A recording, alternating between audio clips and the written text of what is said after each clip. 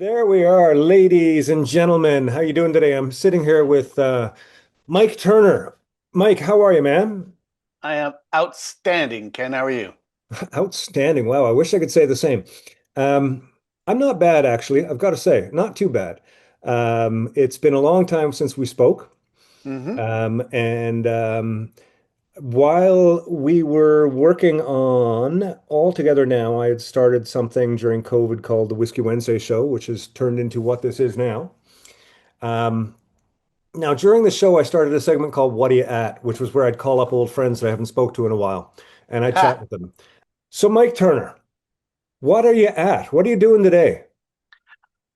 Today, I actually just went to the Coalition for Music Education Music Monday, Okay. which was super fun. I saw some kids, saw a kid of about 11 just raging out on Rage Against the Machine. Little band of little tiny people like playing a jazz bass that's twice the size of the person. And it gave me hope. It made me happy. And that's why I said I was outstanding. Kids playing music. There was some choir stuff. There was some, big jazz band stuff. There was, rock bands. It was just great to see kids getting into it because it is an incredibly important thing. Music education. Um, I mean, there's a bunch of studies. You do better academically if you study music. Music is not just, uh, a disposable art form. It is central.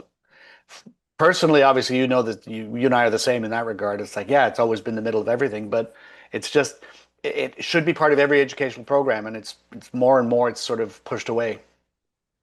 It's interesting.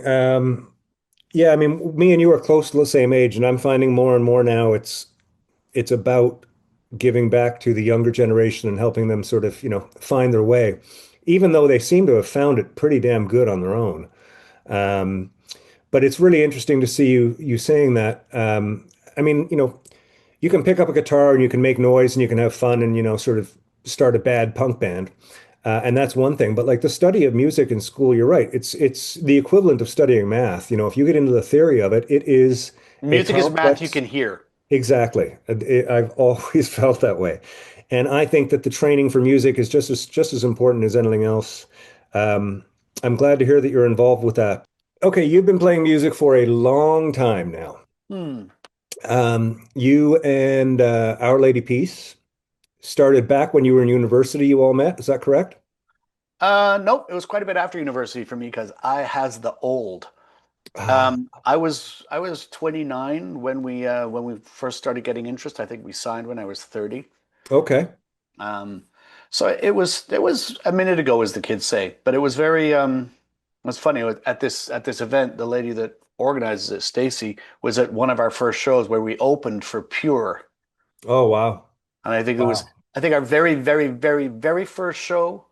Um, we opened for Blind Melon, but that was with about 2 days' notice. But this was before Blind Melon. It was though both of those shows were at Lee's Palace, and Right. this was way before Blind Melon. Like the record, I think was maybe just barely out. Like No Rain hadn't happened, Right. so they They were hadn't both done that tiny little change. shows. No, Yeah. they hadn't made that leap. So it was. I'll stand by that. It's been a minute. Yeah. Now, there was a period of time you kind of separated from Our Lady Peace. I don't have the years exact, but I believe it was 2001, and then you got back with them again in 2021 for a follow-up record. I didn't do the whole record. It was funny. I was doing the Flying Squirrel Motorcycle Club. Right. And we were literally in the process of opening that place, and we had to work on the venue. So it's probably about 5 years ago. And they reached out and said, we're doing Spiritual Machines 2, and it would be a little weird not to have you involved because you were the reason Spiritual Machines won. I was the guy with the book, not saying I didn't write all the songs or anything, but it's like, Right. guys, this book, it's amazing. I can be pretty evangelical if it's something I'm passionate about. So they said, would you be interested in being involved? And I said, well, sure. What are you thinking? And I said, well, we call them interstitials. So these little bits of music and dialogue between songs that help tie the narrative format of those records together. I said, could you do some of those? I'm like, yeah, sure. No problem. So, I said, well, let me hear some tunes. And so Duncan came to see me on a Thursday. I'm literally wearing overalls and I've got a welding torch in my hand. Um, and he plays me some songs, and I was like, okay, I think I hear where you're coming from. So what's the timeline? Like what do you when do you want this? And, and he said, well, we go to mastering on Monday. So these were not very thought out things. I think I only did one. So I went home that night and threw it down and went. And then there was the whole hologram thing, which was pretty damn cool. I was a hologram Yeah. on the entire tour, and on 5 dates, I actually walked out Hmm. during one of the songs that I was a hologram in. So it was nice to sort of close the circle on that. But in the interim, there was Crash Karma. I was in Yeah. a band with Pete Lesperance called Fairground. Um, music is always around. Music is always around. Now, when you're not being part of the actual creation of the music and sort of writing and touring and doing all that, you have gravitated towards production pretty heavily as well, right? Yeah, I mean it's a way to still be involved, and there's um, you know, as you undoubtedly remember, the first time you make a quote unquote real record with a real producer, it says, that's nice, but that's not how it really works. And then you get that sobering education of, time and pitch and parts and all of that stuff. And having gone through that for, 5 records, that's by default, you end up with that skill set. Right. So that was very much a case of, I guess I could do this now. And I had the recording studio. I love making records. So I did that for probably 10, 15 years until the lease ran out. And then uh, Yeah. and then I moved it home and then I was mixing. This is basically the year before COVID. I was hired to mix the live recordings of Mark Knopfler's world That's tour, right. and that was a lot of work. I Yeah, you mean, were getting, I don't mean it wasn't like super heavy lifting. It's once you get a version of the show mixed, because these weren't real mixes. This was the show. No messing around. I would mix one show a day, and whether your viewers, listeners know or not, that's not normal. Usually, it's a no. song a day. Yeah. So no, I would mix the whole show. Ran about 2 hours. It would take me about 4.5 hours to mix the whole thing, uh, like embed the metadata, upload it to the servers, because the idea was the company that I was doing the work for, who were Mark Knopfler hired, they would sell a ticket bundle that included a recording of the show you were at. That's pretty awesome. And that's a pretty cool life experience, Oh, getting to have a personal relationship with Knopfler's music like that is, and I mean, yeah, he's Mark Knopfler, I know. like brilliant songwriter, great guitar player. I mean, he's sort of backed away from the guitar a little bit, other than as a writing tool.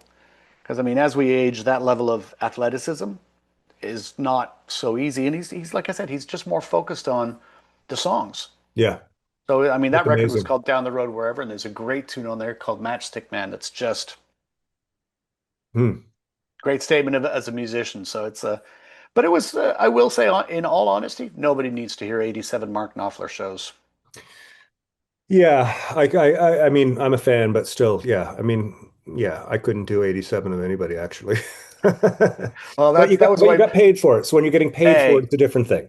different animal. It's a profession, not a choice. So it's Exactly. yeah, but it Yeah. was, and then unfortunately COVID ended that. We had the next tour I had lined up for immediately after that was James Taylor, and I think Jackson Brown, I think Sarah McLachlan. They were all sort of in increasingly dark pencil strokes, and about to be. I think that James Taylor was written, that was done, but then obviously the tour never happened.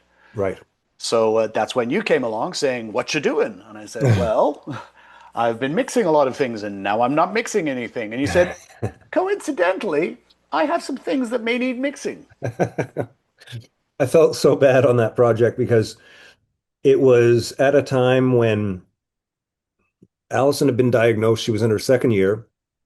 We had been to Ottawa, done a stem cell transplant, and then while that was happening, COVID hit, and I had started a an open invitation to anybody on the internet to make a record with me, and we got about 70 musicians, of which, God, 42 or 44 of them ended off on the record.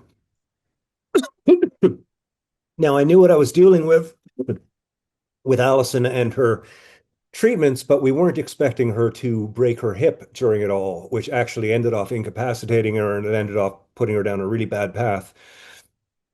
And I ended off stuck with this record that I was just trying to put together. I was getting files from people. I was trying to coordinate it. And then all of a sudden you were there and then we were talking and then you said, "Well, I'll take on some of the mixing." And man, oh man, I didn't even know what we were doing, but I mean, I remember sort of towards the end of it saying to you, this should really be Ken Tizzard and Mike Turner, not just Ken Tizzard, because you had contributed vocals, you had contributed guitars, you had mixed and edited every file that came in, and we're talking hundreds and hundreds of files from different people, all recorded, some of it recorded on an iPhone, some of it recorded with one mic, other stuff like Daniel's Adair's Oh, drums coming in with like 40 stunningly different brilliant mics. records. You Yeah, know, that was kind of part of the fun of it. I mean, at the time, I probably would have bitched and whined and said, "Oh my God, how am I supposed to make all this shit sound like one record?" It was the challenge, and let's face it, we weren't doing a whole lot of anything else. So in a way, it was another method of staying sane through all of the craziness. Because sometimes like ideally music is it's passion and it's ferocious and it's all that big things. So, but sometimes, especially in the world of mixing, it's a little bit like doing a jigsaw puzzle. mm, So it's like it's all small moves and it's just sort of trying to make the picture the whole picture. And then there's a therapeutic side of that. mhm. And in terms of the vocals and the guitars and the programming and whatever else, that was just like, oh, okay, this needs a little something to. Yeah, Well, actually, no, I'll lie. The Mad World thing was like, listen to those drums.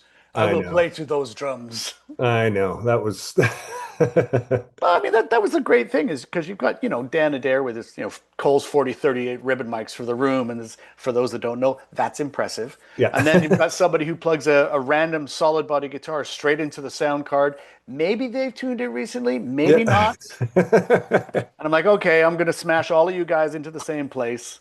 Yeah. I'm not, and for what it's worth, I don't think Mad World was the one with the barely tuned solid body. But like I said, it's a jigsaw puzzle. Sometimes maybe I got to file the shape a little Yeah.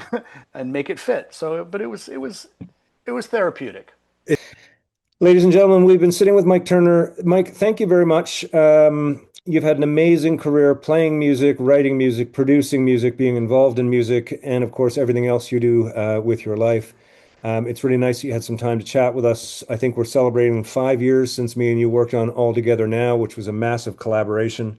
Um, one of my proudest records, actually, just because of the scope of people involved. It was such a great project to collaborate on, even though at the time it was overwhelming.